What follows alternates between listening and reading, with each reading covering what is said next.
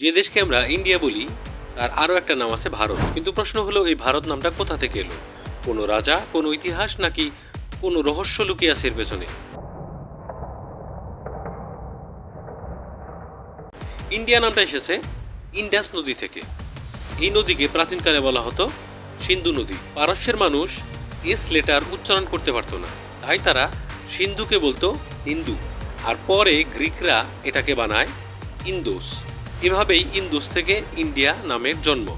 এখন আসি সবচেয়ে ইন্টারেস্টিং অংশে, যে ভারত নামটা কোথা থেকে এলো।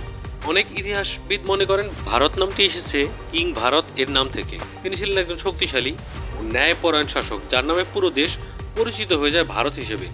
হিন্দু ধর্মগ্রন্থ মহাভারতেও ভারত নামের উল্লেখ পাওয়া যায়।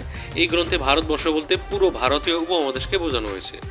আর বিষ্ণু পুরাণে বলা হয়েছে যে ভূমিতে ভারত বংশের মানুষ বসবাস করে, সেটাই ভারতবর্ষ।